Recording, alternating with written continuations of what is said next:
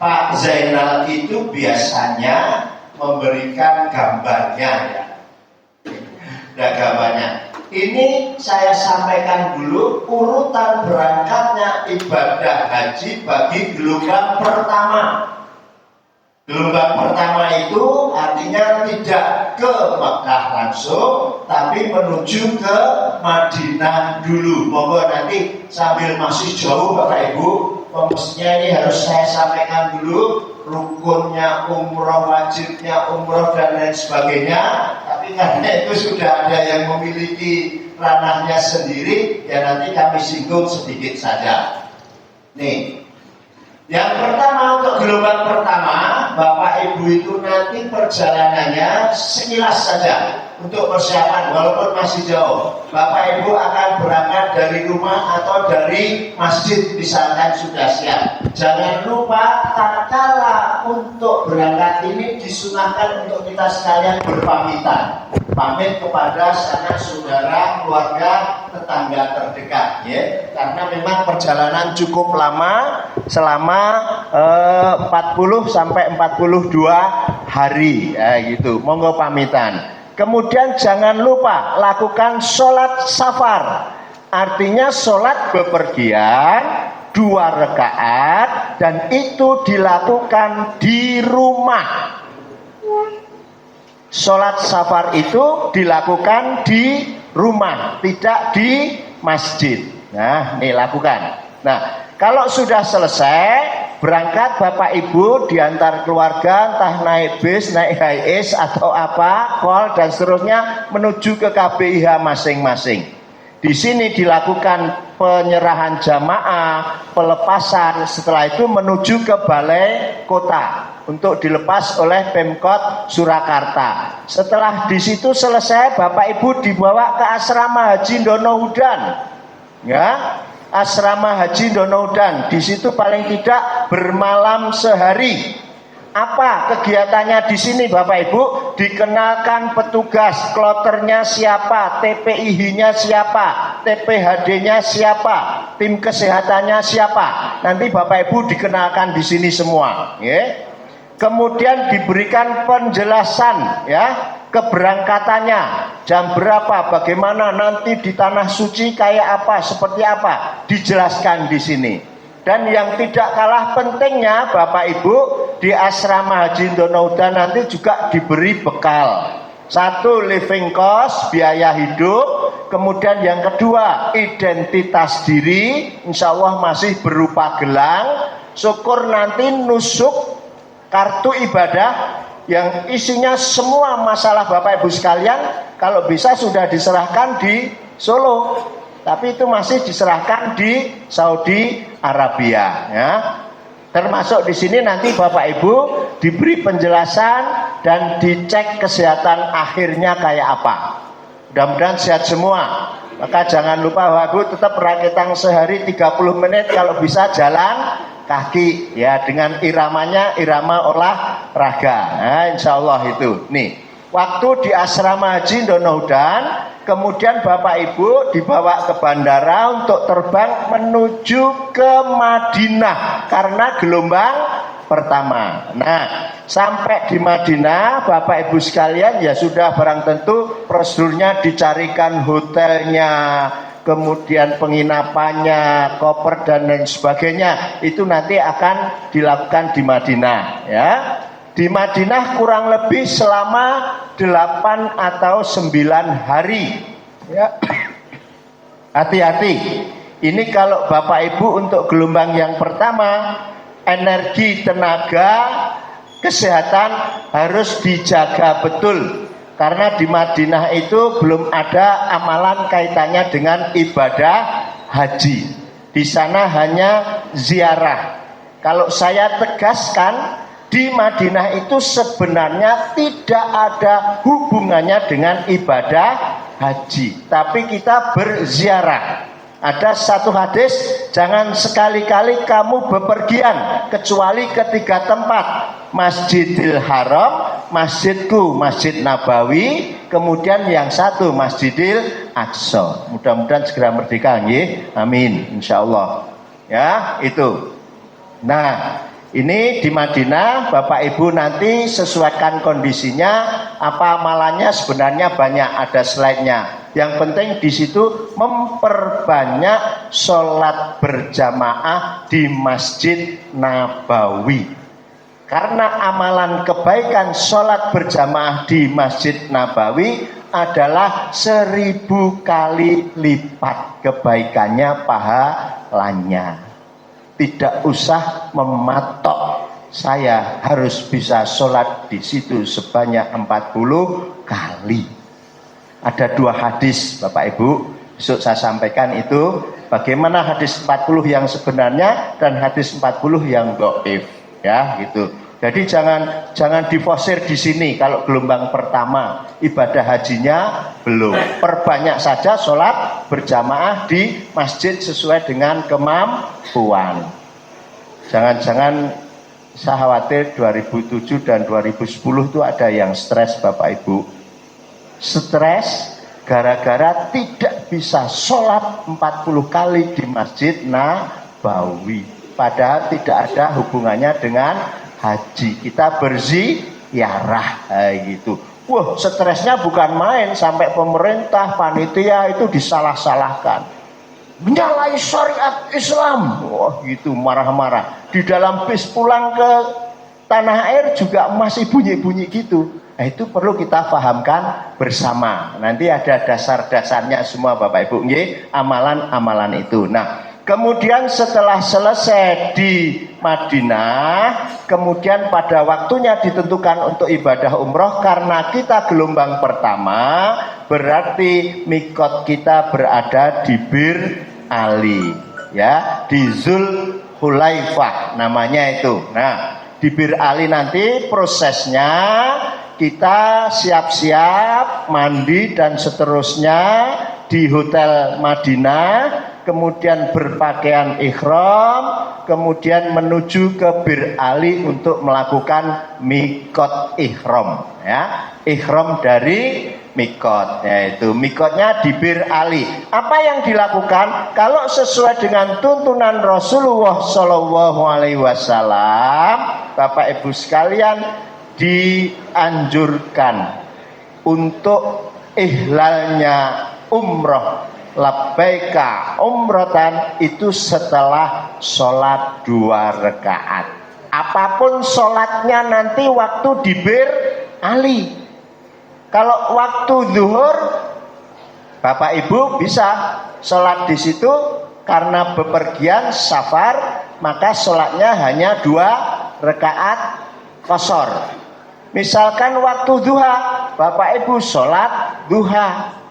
Pada waktu yang tidak tentu, Bapak Ibu wudhu kemudian sholat syukrul wudhu di situ.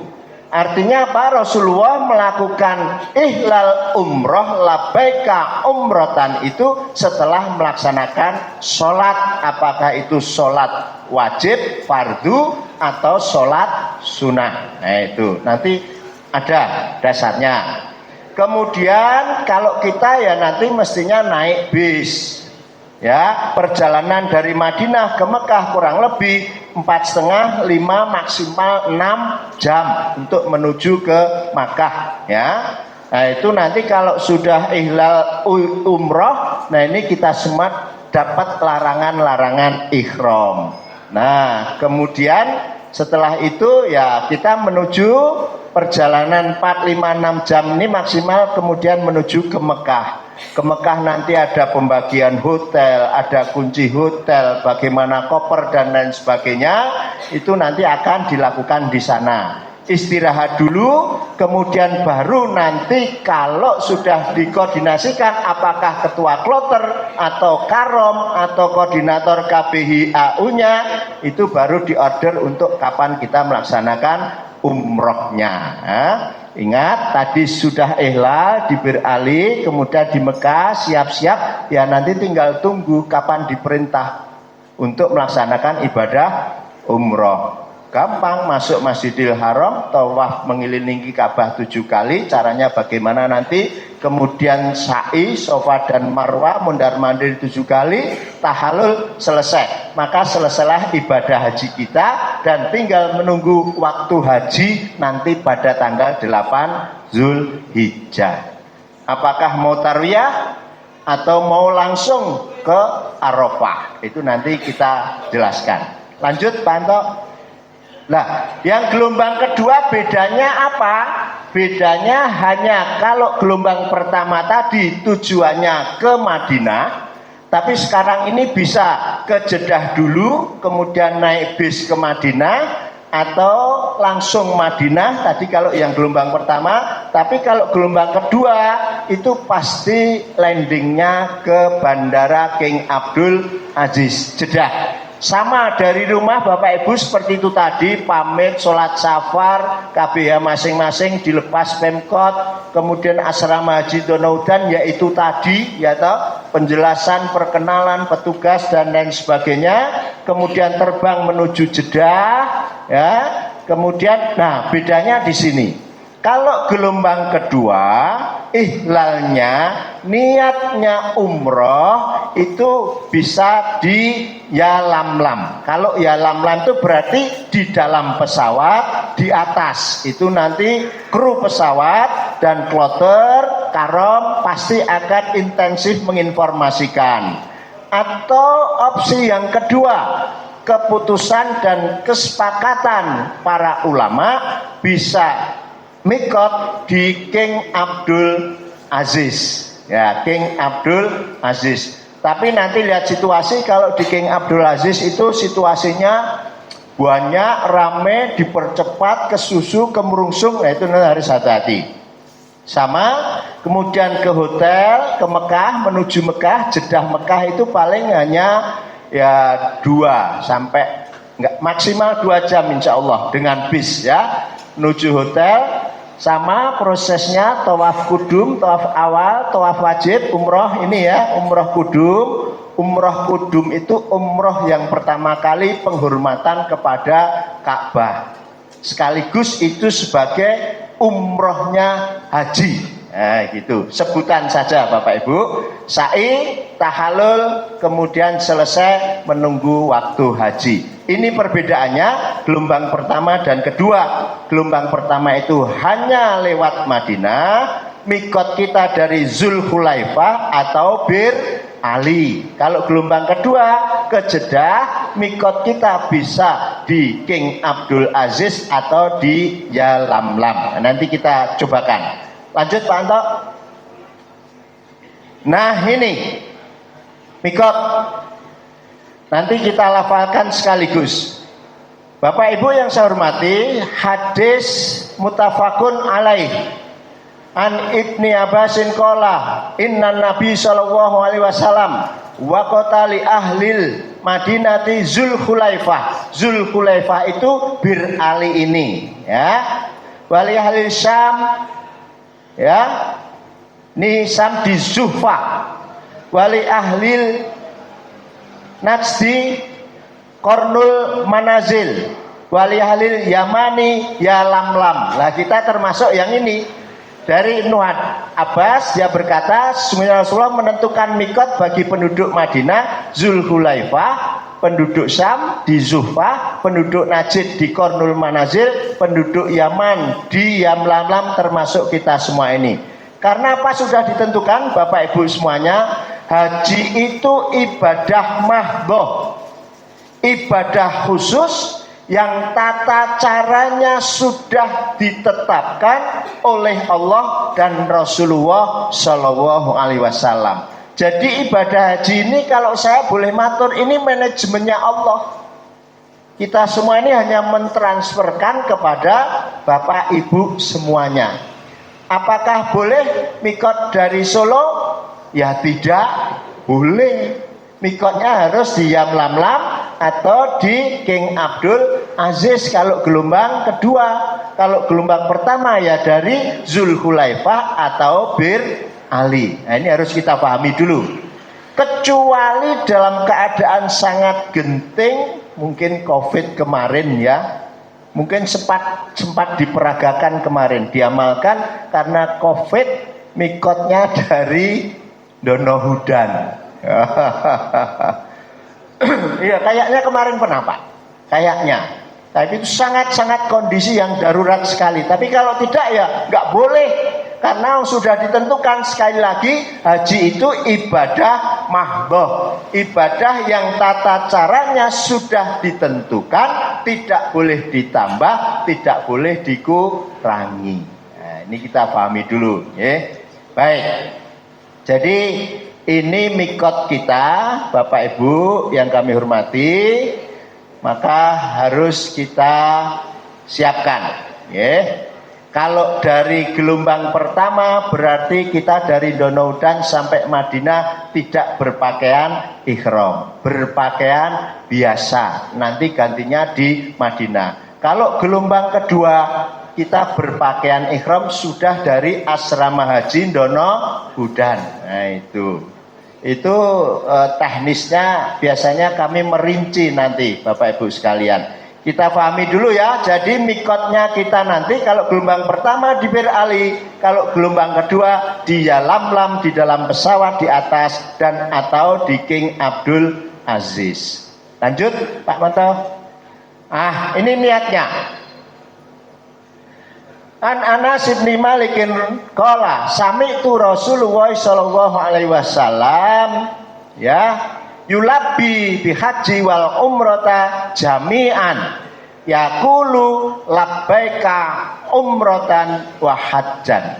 Ini Nabi Muhammad sallallahu alaihi wasallam dalam melaksanakan hajinya itu bareng niatnya, karena mungkin beliau melakukan haji kiron, ya bisa jadi, maka niatnya bareng labbaika umratan wa hajjan. Nah, kalau kita nanti kan hajinya haji tamattu, maka niat kita, ihlal kita adalah labbaika umratan. Mari bersama-sama labbaika umratan. Mari. Boleh gitu, ada juga yang labbaika umrah, ada kan? Ada yang labbaika Allahumma panggil, ambil yang singkat sesuai Rasulullah Shallallahu Alaihi Wasallam, bukan yang berarti yang lain juga tidak benar, tidak pas, tapi kebiasaan yang mudah kita lakukan adalah labbaika umrotan, ya. Jadi kalau mau umroh nanti niatnya itu, jangan sampai tidak niat. Kalau lupa niat maka umrohnya tidak sah. Harus dilesankan, tidak di dalam hati. Satu-satunya niat dalam amalan yang dijaharkan, yang dikeraskan itu adalah haji dan umroh. Nah, labbaika umrotan harus bunyi, labbaika hajan. Ora dibatin, ya. Ini Rasulullah menjelaskan, menerangkan kepada kita, hadisnya memang ada, disuarakan keras gitu, berbunyi labbaika umrotan dan labbaika hajan. Nah ini karena kita umroh, mari kita lafalkan. Ya ini memang harus dilatih juga loh. Jangan-jangan nanti dilatih, disiapkan diri, mentalnya siap, sehingga pada saatnya nanti tidak lupa, ya, tidak sampai tidak diamalkan gitu. Labbaika umrotan, mari. Labbaika umrotan. Lagi. Labbaika umrotan. Sekali lagi. Labbaika umrotan. Matur suwun. Nah, ini niat kita untuk ibadah umroh. Kita belum tahu Bapak Ibu nanti di gelombang berapa, belum tahu. Lunas saja belum. Saya beri rambu-rambu, rencana untuk batas pelunasan itu nanti pada bulan Syawal. Bar Ramadan, Syawal itu siap-siap untuk melunasi. Angkanya berapa juga belum tahu. Mudah-mudahan lebih murah daripada yang kemarin. Nek munda lah ya wis. Tapi saya yakin insya Allah Bapak Ibu sudah siap semua, ya. Siap insya Allah, ya. dengan siap, uang yang halal, uang yang bersih, ya kan gitu. Karena kita mau bertemu dengan Allah harus dalam keadaan suci. Ya, Allah itu suka kepada hal-hal yang suci, insya Allah. Kalau belum ya segera dipenuhi 2,5% dari harta itu agar menjadi bersih, ya gitu. Lanjut Pak Anto. Ihlal sesudah sholat fardu maupun sunnah. Ini tadi yang saya sampaikan. Hadisnya ini Bapak Ibu nih. Ibni Abbasin qala innan nabi sallallahu alaihi wasallam ahalla fi sholati. Jadi dari Ibnu Abbas berkata sesungguhnya Rasulullah berikhram sesudah sholat. Sholatnya apa saja tadi. Tapi mohon maaf, saya mencari sing jenenge sholat sunat ikhram itu sampai sekarang belum ketemu, atau tidak ada. Nah, kalau dari Bapak Ibu nanti menemukan, tolong disampaikan kepada kita. Nenek iki sholat sunat sadurunge ikhram. Nah, nanti berikan ya, biar jadi kajian lebih lanjut.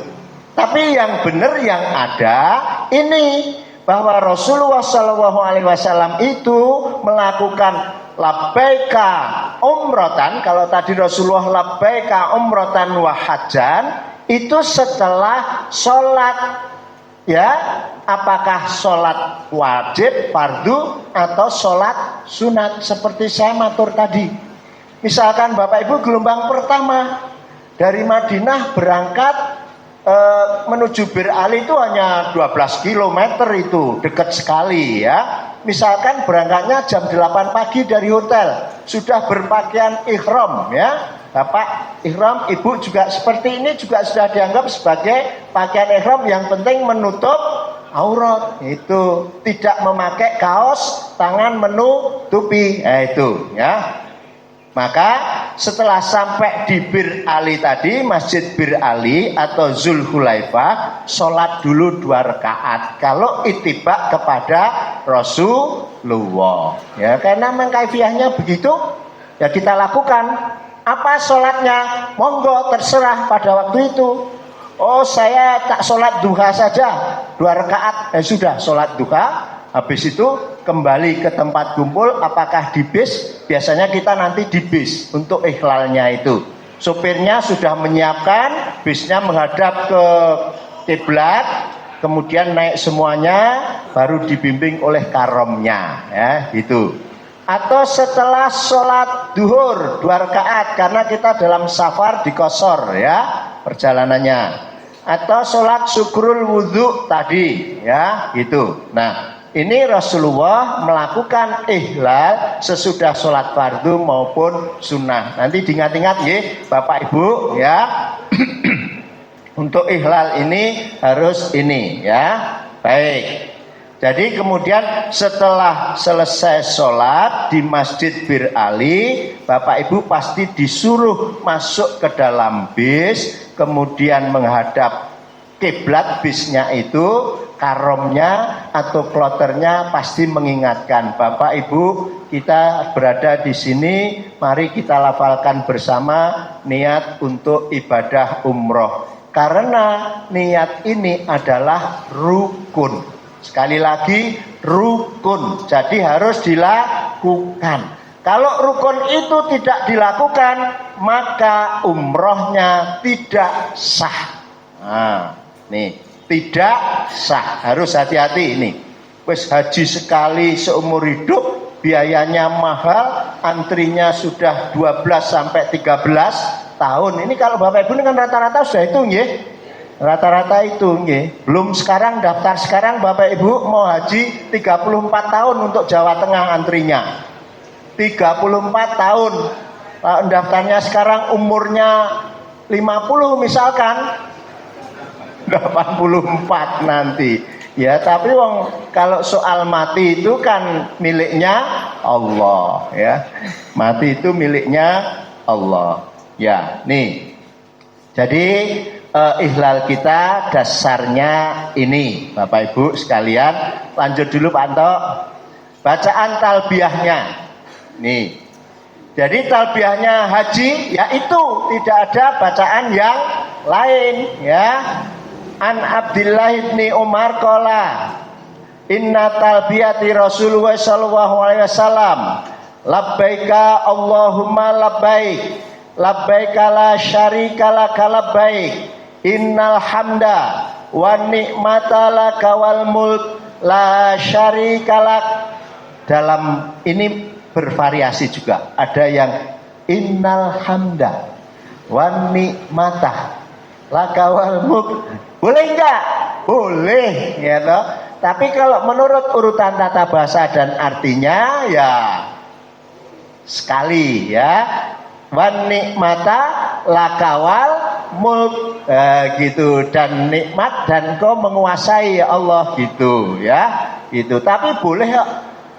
Labbaik Allahumma labbaik labbaik la syarika laka labbaik innal hamda wan nikmata laka wal mulk la syarika lak. Boleh.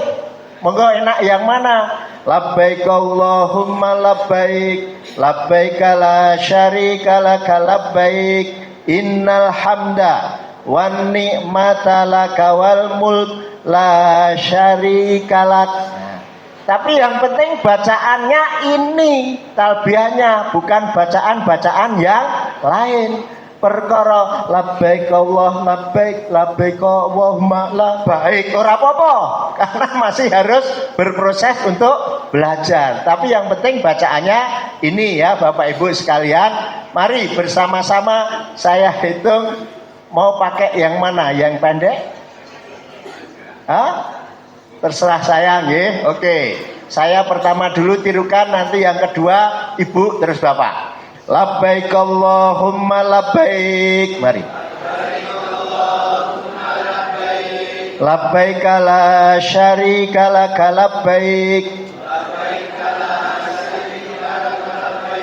Innal hamda wan ni'mata laka wal mulk la syarika lak.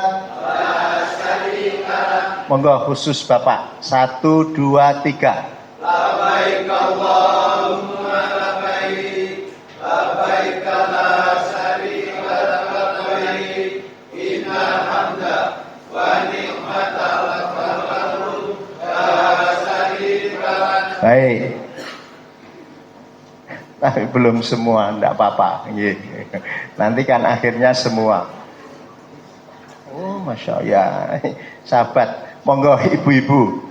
1, 2, 3.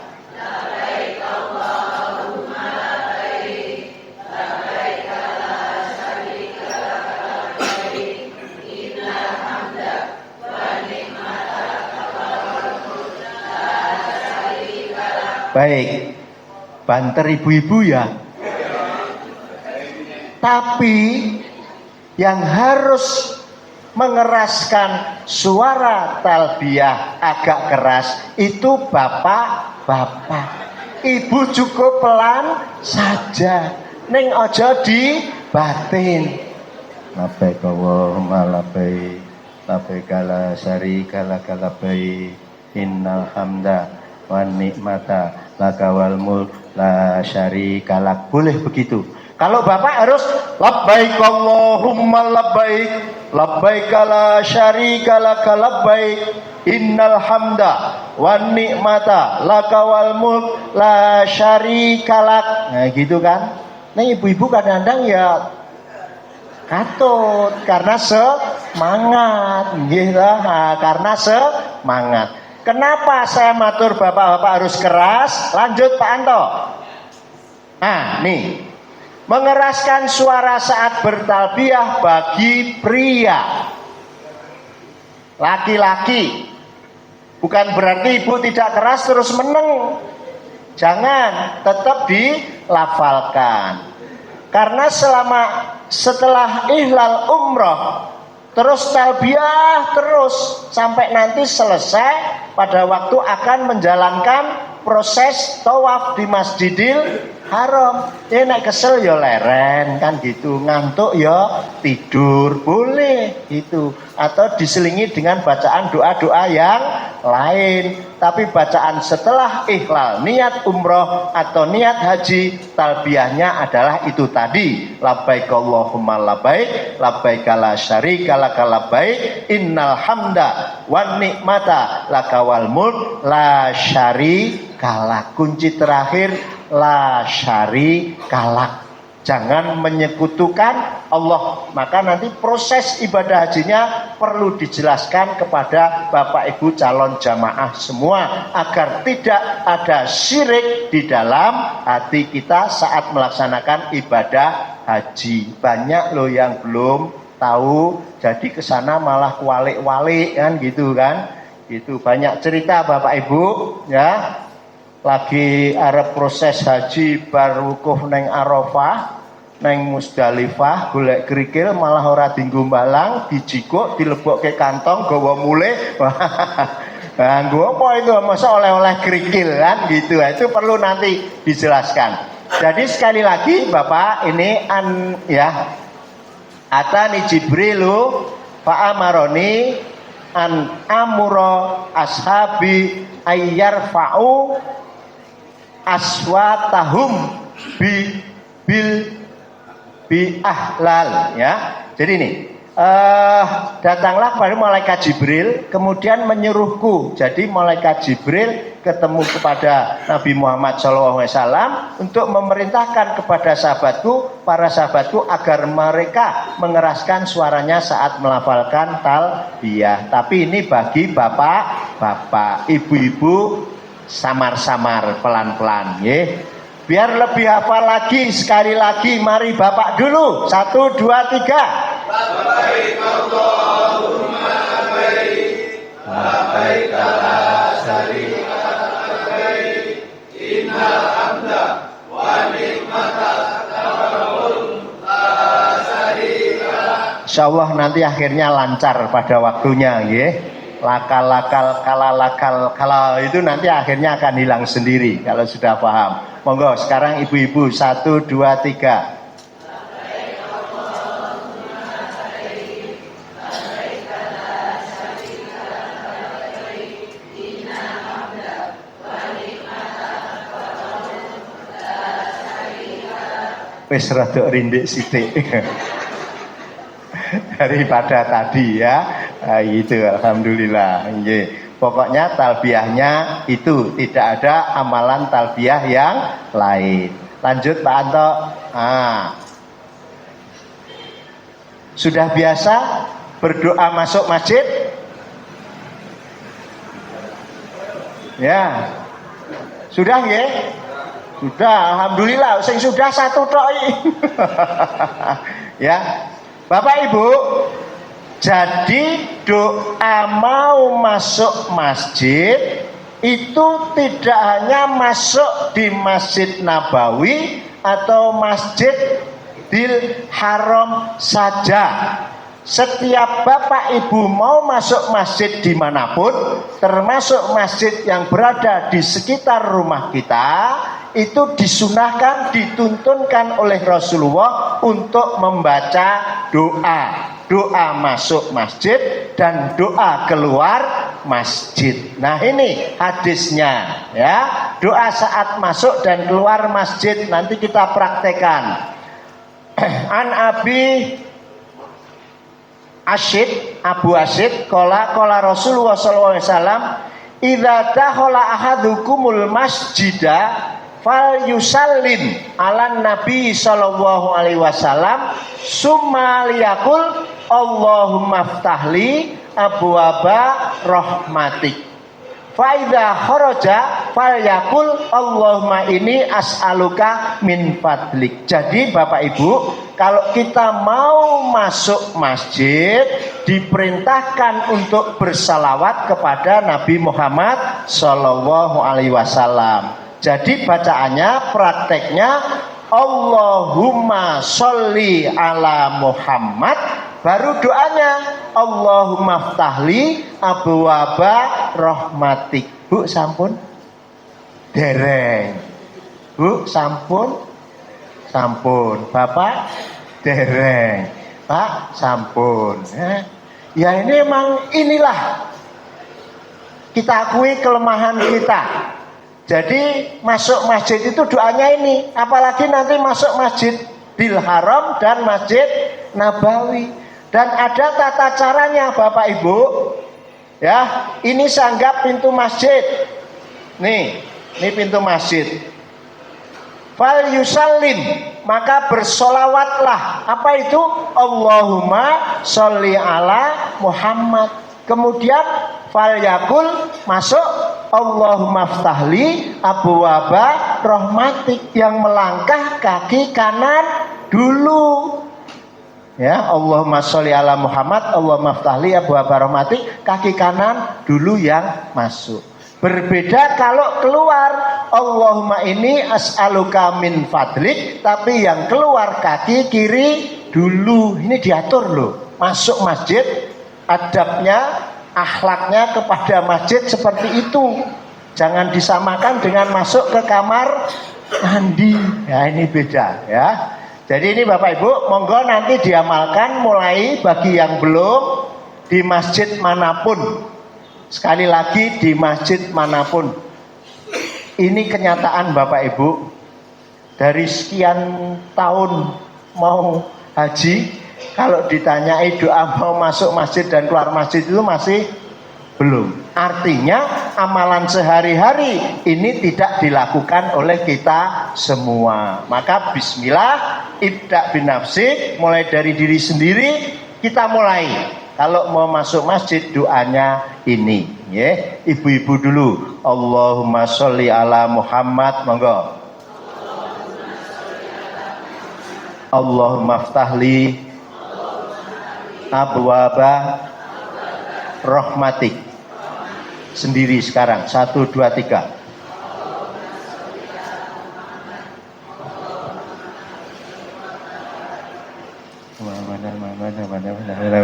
Enggak apa-apa.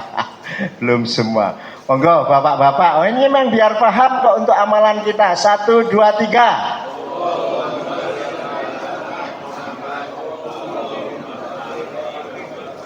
Ya, Allahumma sholli ala Muhammad, Allahumma ftahli abwaba rahmatik. Itu doanya. Ya, Bapak Ibu, kalau kita mau masjid, masuk masjid dan keluar masjid, kita praktekkan mulai dari tanah air. Jadi sekali lagi tidak hanya di Mekah dan Madinah. Ya, mulai belajar. Kan di buku itu ada ya. Nah, buku kecil itu ada. Mungkin ada bacaan yang berbeda juga, enggak apa-apa. Tapi saya bawakan sesuai hadis ini bacaannya, ya. Sekali lagi. Fal yusallim ala Nabi sallallahu alaihi wasallam. Ini maksudnya itu tadi, Allahumma sholli ala Muhammad. Baru summa liyakul, kemudian berkatalah Allahumma ftahli abwaba rahmati. Oke, ini doa masuk dan keluar masjid ya. Sekali lagi, mari bersama-sama. Allahumma sholli ala Muhammad, Allahumma ftahli abwaba rahmatik. Kemudian keluar, Allahumma inni as'aluka min fadlik. Oke, ya. Tinggal setengah jam, insya Allah selesai. Lanjut Pak Anto. Nah,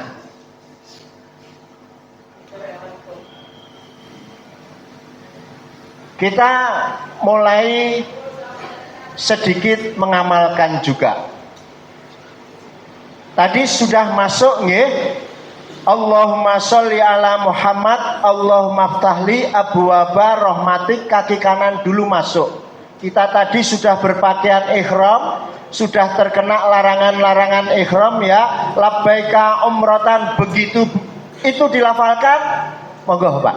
Larangan-larangan ihram terkena kepada kita semuanya. Ya, apapun, rofas, busuk, jidal, pikiran sing aneh-aneh, ora cetok, itu hilangkan semua. Fokus kita hanya ibadah kepada Allah Subhanahu wa taala, ya.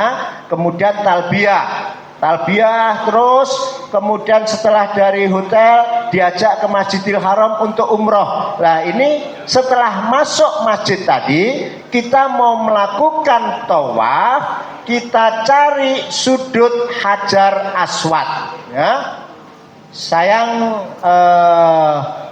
nggak ada miniaturnya ini, nanti kalau pas praktek, pas peragaan. Tapi ilmunya dulu Bapak Ibu saya sampaikan ya.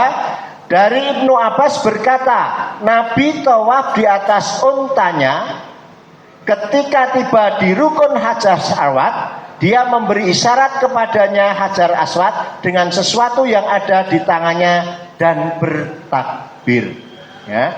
Tapi Rasulullah waktu itu naik unta, beliau pakai tongkatnya disentuhkan kepada Hajar Aswad. Mungkin kalau bisa menyentuh ada lafal yang menyampaikan Bismillahi Allahu Akbar ya, dengan barang, atau mengusap. Kalau bisa mencium, itu tidak mungkin kita nanti Bapak Ibu.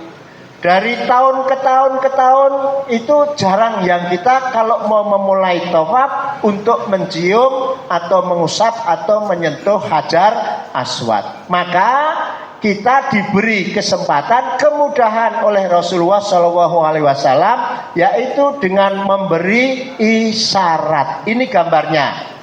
Cari dulu nanti sudut Hajar Aswad ya, masuk. Kalau sudah sampai sudut Hajar Aswad, kemudian kita memberi isyarat. Apa kata di sini? Kana indahu wa kabbaro. Ya, dengan sesuatu yang ada di tangannya dan bertakbir.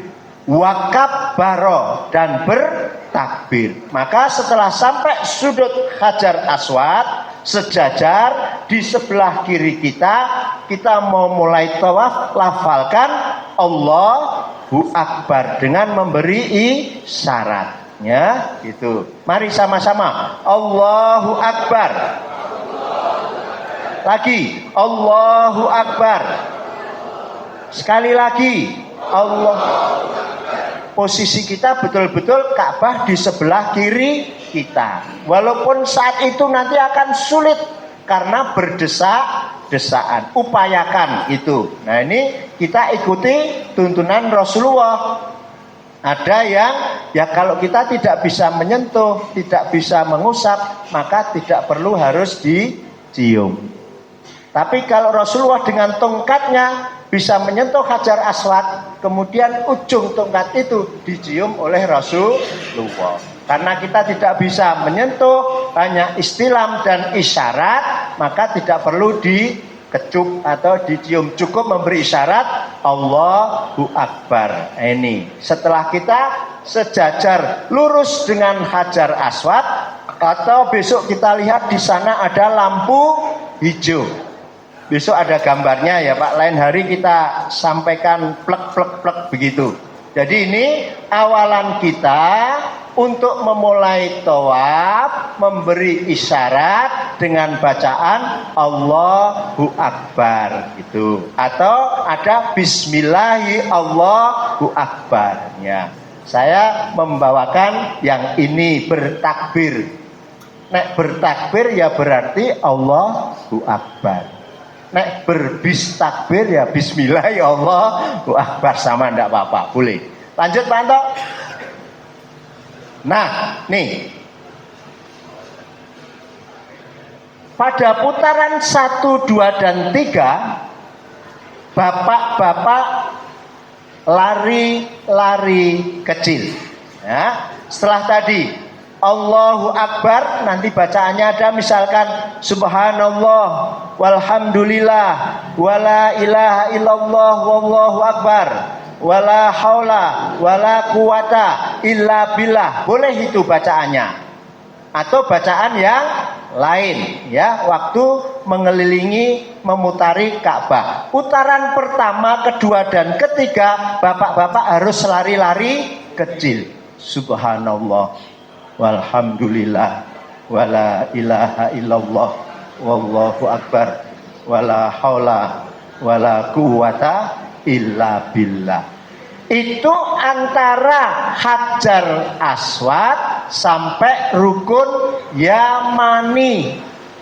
Tatkala nanti bapak-bapak sampai di rukun Yamani ke Hajar Aswad, berjalan biasa, dan yang dibaca Rabbana atina fid dunya hasanah wa fil akhirati hasanah wa qina adzabannar. Ibu-ibu menyesuaikan, tidak usah ikut lari-lari kecil, atau bapak-bapak yang menyesuaikan ibu-ibu. Kalau bisa lari-lari kecil, alhamdulillah. Kalau tidak bisa, ya penting jalan. Tapi tuntunan Rasulullah putaran pertama, kedua, dan ketiga, bapak-bapak diharuskan, diupayakan untuk berlari-lari kecil. Ini aja ada filosofinya, ada ceritanya. Kenapa? Karena waktu mau tawaf itu Rasulullah dilihat oleh musuh-musuhnya di atas gunung-gunung itu, para kafir Quraisy, ya, wong kuru-kurumen ngono gitu. Maka Rasulullah perintahkan lari-lari kecil untuk menunjukkan kekuatannya. Apalagi lanjut Pak Anto. Nah ini ittiba, membuka pundak kanan. Jadi selama lari-lari kecil ini, pakaian ihram kita pundak kanannya terbuka. Besok kita contohkan bagaimana cara memakai pakaian ihram yang fleksibel, enak, tatkala sendiri atau dengan istri, nanti kita peragakan, ya, gitu. Ini dari apa? Sesungguhnya Rasulullah dan para sahabat umroh dari Ji'rona, lalu mereka lari-lari kecil di Ka'bah, dan mereka buat selendang di bawah ketiak kanan, lalu menyampaikan ujung-ujung di atas pundak kiri. Jadi pakaian ihramnya nanti yang kanan dibuka. Ini namanya ittiba, membuka pundak kanan seperti ini. Ini hanya pada putaran 1, 2, 3. Setelah itu mau dikembalikan boleh, atau nanti kalau sudah selesai tawaf 7 kali baru, ya gitu, karena ribet nanti, ya. Oke, jadi ini putaran 1, 2, 3 tadi kita lari-lari kecil, kemudian ittiba membuka pundak kanan. Lanjut Pak Anto. Nah, bacaan doa dari sudut Yamani ke sudut Hajar Aswad tadi sudah saya sampaikan, ya. Ini dari Abdullah ibnu Sa'id. Dia berkata, aku mendengar Rasulullah membaca antara rukun Yamani dan Hajar Aswad, Rabbana atina fid dunya hasanah wa fil akhirati hasanah wa qina adzabannar. Jadi ibu bapak, kalau dari rukun Yamani sampai ke Hajar Aswad, bacalah ini. Ini tuntunannya. Rabbana atina fid dunya hasanah wa fil akhirati hasanah wa qina adzabannar. Kalau yang dari Hajar Aswad sampai rukun Yamani tadi boleh subhanallah walhamdulillah atau bacaan-bacaan yang lain gitu, ya. Tapi rukun Yamani Hajar Aswad dan berjalan kaki kalau putaran 1, 2, 3 tadi bacaannya ini Rabbana atina fid dunya hasanah wa fil akhirati hasanah wa qina adzabannar. Apa boleh saya membaca qul huwallahu ahad Allahu somad dari Hajar Aswad sampai rukun Yamani? Boleh. Malah ada yang membimbing, memberikan panduan putaran pertama doa untuk diri dan orang tua. Rabbi fili wali walidaya warhamhuma kama rabbayani shaghira, putaran pertama. Putaran kedua apalagi? Berikan rezeki, rasa bahasa Arab terus ya toh, ganti bahasa Indonesia. Boleh, ya boleh. Rasa bahasa Indonesia, bahasa Jawa, rasa bahasa Jawa. Dibatin ya, tapi sebaiknya ya doa keluarkan, sampaikan kepada Allah gitu. Tapi kalau rukun Yamani sampai Hajar Aswad dituntunkan membaca Rabbana atina fid dunya hasanah wa fil akhirati hasanah wa qina adzabannar. Lanjut Pak Anto. Nah, sholat sunnah tawaf 2 rakaat. Tadi saya belum kita praktekkan ya. Pokoknya nanti difahami dalam praktek. Kaifiahnya ini dulu, memberi isyarat Allahu Akbar. subhanallah, walhamdulillah, dan seterusnya sampai 7 kali putaran. Selesai rukun yamani hajar aswad Rabbana atina fid dunya hasanah sampai selesai. Kemudian 7 selesai, maka kita diperintahkan, walaupun ini sunat, tapi Rasulullah Shallallahu Alaihi Wasallam melaksanakan sholat sunat setelah tawaf 2 rakaat. Di mana posisinya? Di belakang makom Ibrahim, ya, di belakang makom Ibrahim, tapi tidak perlu dekat-dekat banget karena nanti juga tertabrak oleh sahabat saudara kita yang sedang tawaf di situ. Atau yang penting di dalam Masjidil Haram. Apa bacaannya? Nah, karena ini tempat makom Ibrahim, maka kita ambil dulu tempat itu sebagai tempat sholat. Di sini dijelaskan, ditentukan bacaannya berbunyi wattakhidhu mim maqami Ibrahima musholla. Aku ambil tempat itu makom Ibrahim untuk sholat. Mari bersama-sama wattakhidhu, mari. Mim maqami Ibrahima musholla. Ibu-ibu monggo.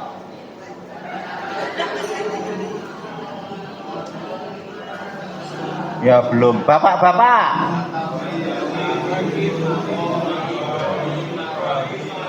Ya pokoknya dipelajari, masih ada waktu. Waktu di belakang makom Ibrahim, mau sholat 2 rakaat setelah tawaf, ambil dulu tempat sholat. Wattakhidhu mim maqami Ibrahima musholla. Sholatnya apa? 2 rakaat itu. Ya sudah 2 rakaat. Rakaat pertama membaca Al-Fatihah dan Al-Kafirun. Rakaat kedua membaca Al-Fatihah dan Al-Ikhlas. Digampang kita oleh Rasulullah, masa Al-Kafirun karo Al-Ikhlas ora hafal. Oh, bangetan no. Ya, Allahu Akbar. Alhamdulillahirabbil alamin. Ila akhiri. Qul ya ayyuhal kafirun lakum dinukum waliyadin. Aja disiarke lho Pak, engko bal kafirun tok lakum dinukum. Ini contoh saja. Dan rukuk, iktidal, sujud, duduk, sujud, rakaat kedua Al-Fatihah dan Al-Ikhlas. Itu sholat 2 rakaat setelah tawaf di belakang makom Ibrahim. Lanjut Pak Anto. Ini bacaan saat mendekati Bukit Sofa dan pada saat di atas Sofa dan Marwah. Tadi setelah sholat 2 rakaat di makom Ibrahim, sebenarnya urutannya disunahkan untuk minum air Zam-Zam. Ambil di tepi-tepi, ambil gelas kecil itu, besok dicontohkan penuh, kemudian membaca doa. Rasulullah doanya singkat banget, Bismillahirrahmanirrahim. Waktu itu boleh minum dengan berdiri, ya. Atau bacaan doa yang lain, Allahumma inni as'aluka ilman nafi'an wa rizqan wasi'an wa shifaa'a min kulli da'in wa sakomin. Atau ditambah doa apa yang Bapak Ibu kehendaki sebelum minum air Zam-Zam, ya, itu monggo. Jadi setelah minum air Zam-Zam selesai, maka sebelum menuju ke Mas'a memberi isyarat kepada Hajar Aswad atau Ka'bah. Nah, kemudian tatkala mau masuk ke Sofa, ada undang-undangan gitu, kita disunahkan melafalkan bacaan Innas sofa wal marwata min sya'airillah abda'u bima bada Allahu bi. Tatkala mau naik ke Bukit Sofa, ya, Innas sofa wal marwata min sya'airillah abda'u bima bada Allahu bi. Kemudian ketika sudah berada di Bukit Sofa, kita berdiri menghadap ke Ka'bah. Ya, berdiri menghadap ke Ka'bah, kemudian melafalkan yang dituntunkan Rasulullah, Allahu Akbar, la ilaha illallah wahdahu la syarikalah, lahul mulku walahul hamdu wa huwa ala kulli syai'in qadir, la ilaha illallah wahda anjaza wa'da wa nasoro abda wa hazamal ahza bawahda. Yang begini ini 3 kali. Ya, di sofa, inna sofa dulu tadi menghadap Ka'bah, membaca ini, setelah selesai berdoa. Selesai baca itu lagi, berdoa lagi. Setelah selesai membaca itu lagi, tidak berdoa, langsung turun berjalan menuju Bukit Marwah. Apa bacaannya bebas, kita belum tahu yang dibaca sesungguhnya Rasulullah apa. Tapi ada sahabat-sahabat yang memberikan bacaan itu. Mau dari sana subhanallah sampai Marwah, dari Marwah kembali ke sana alhamdulillah, dari sofa ke sini lagi Allahu Akbar, boleh. Ya. Tapi pada saat di lampu hijau itu ada bacaan dari sahabat juga sering disampaikan kepada kita. Rabbi fir warham wa'fu watakarrom, ya, itu boleh juga. Atau bacaan yang lain, tidak mesti harus itu. Pokoknya berdoalah antara Sofa dan Marwah seperti semangatnya Siti Hajar waktu itu ditinggal Ibrahim dengan Ismail. Apa? Semangat, sabar, tabah, berdoa. Akhirnya Allah mengabulkan apa yang disampaikan. Nah, ini seperti itu Bapak Ibu, dari Sofa baca itu, kemudian ke Marwah, lampu hijau lari-lari kecil, dari Marwah ke Marwah sudah tidak usah membaca Innas Sofa lagi, cukup sekali tadi, ya, cukup sekali baca itu, kemudian kembali ke Sofa sampai 7 kali. Berakhir pasti di Bukit Marwah. Kalau berakhir di Bukit Sofa pasti itu keliru, ya, perhatikan. Cukup 7 tidak 14, ya. Lanjut Pak Anto. Nah ini, oh ini contoh saja. Ini pas lampu hijau kurang jelas, besok dijelaskan. Ini yang bacaan tadi, misalkan Rabbi fir warham wa'fu watakarom dan seterusnya. Ini dulu, sekarang sudah di kaca Bapak Ibu, ya. Dulu masih bisa naik di Bukit Sofa itu. 2007 terakhir itu. Setelah itu sudah mulai di kaca seperti ini, ya. Ini berdoanya tadi. Lanjut Pak Anto. Nah, tahallul umroh dengan memendekkan rambut, tidak usah digundul dulu, ya. Abu Hurairah berkata, Rasulullah berdoa, ya Allah ampunilah orang-orang yang menggundul kepalanya. Gundul kepalanya maksudnya yang gundul rambutnya loh, ya. Bukan kepalanya. Ya Rasulullah, bagaimana dengan mereka yang memendekkan rambutnya? Nabi berkata, ya Allah ampunilah orang-orang yang menggundul kepalanya. Gundul lagi. Ya Rasulullah, bagaimana dengan mereka yang memendekkan rambutnya? Ya Allah ampunilah mereka yang memendekkan rambutnya. Jadi boleh memendekkan rambutnya. Kalau pada waktu haji, ya nanti ya pas tahallul umroh ya nggak usah digundul habis.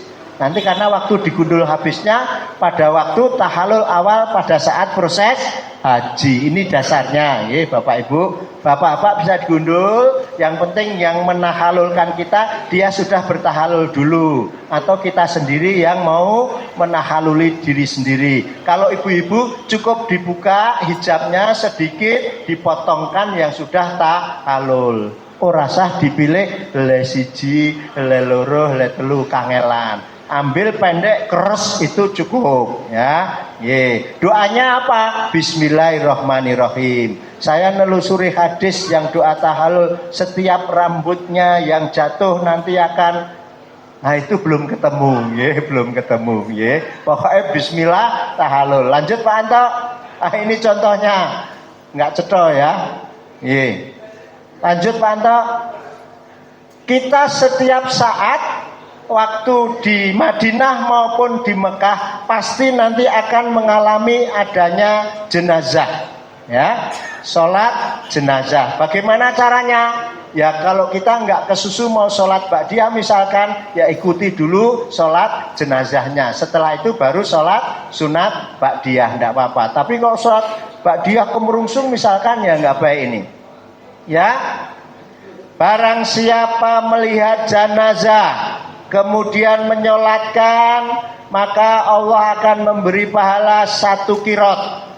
1 kirot. Dan barang siapa melihat jenazah, kemudian dia sampai kuburannya, sholat dan kubur, maka Allah akan memberi pahala 2 qirot. Mal qirot, ini ditanya Rasulullah, apa itu qirot ya Rasulullah? Yaitu sebesar gunung Uhud. Ya, jadi kalau di tanah air Bapak Ibu, kalau kita takziah itu ya kalau bisa upayakan, bisa menyolatkan, bisa sampai ke makbaroh untuk bapak-bapak, ibu-ibu tidak sampai ke makbaroh. Nah ini besok ada, setiap habis sholat fardu insya Allah ada sholat jenazah. Nah ini nanti caranya bagaimana biar diajarkan. Hanya berdiri, tidak ada rukuk, tidak ada sujud, 4 takbir, Allahu Akbar, ya, Fatihah, Allahu Akbar, sholawat, Allahu Akbar, Allahumma firlahu dan seterusnya, Allahu Akbar, Allah tahlimna, seterusnya, Assalamualaikum warahmatullahi wabarakatuh, ya gitu. Ini harus disiapkan karena pernah terjadi berdiri, Allahu Akbar. Yang kedua, Allahu Akbar ruku. Loh kok tangan kurang ruku? Nah, itu mesti nggak belajar itu. Nah, itu. Sholat jenazah. Nih, lanjut Pak Anto. Nah, ini urutannya biar memudahkan Bapak Ibu. Ya, agak saya lengkapi persiapan umroh, mandi dengan segala rangkaiannya. Nanti akan diterangkan oleh yang berwenang. Siapa nanti ya, mandi dengan segala rangkaiannya itu membersihkan bulu ketiak dicabut, bulu kemaluan dikurangi, dan istilahnya potong kuku, ya itu. Kemudian berpakaian ihram. Nah setelah berpakaian ihram menuju ke mikot untuk ikhlal, niat umroh. Kemudian membaca talbiyah, masuk masjid dengan berdoa tadi. Kemudian tawaf 7 putaran seperti tadi. Sholat 2 rakaat setelah tawaf di belakang makom Ibrahim. Kemudian minum air zam-zam. Kemudian memberi syarat ke Hajar Aswad atau Ka'bah sebelum ke Mas'a. Kemudian menuju Mas'a untuk sa'i sebanyak 7 kali. Keluar Masjidil Haram dari Sofa, dari Marwah tadi. Ingat, nomor 1 sampai 11 ini masih dalam keadaan terkena larangan ihram. Baru kalau sudah nomor 12 tahallul tadi, memotong, memendekkan atau menggundul rambut, maka terbebaslah semua larangan-larangan ihram. Pas Bapak Ibu jam 7 kurang 5 menit Pak Haji Kusmanto, ini yang dapat kami sampaikan. Besok kita perdalam lagi ya. Materi saya sebenarnya dari wukuf Muzdalifah. Tapi ini tidak apa-apa, insya Allah semua sama dasarnya.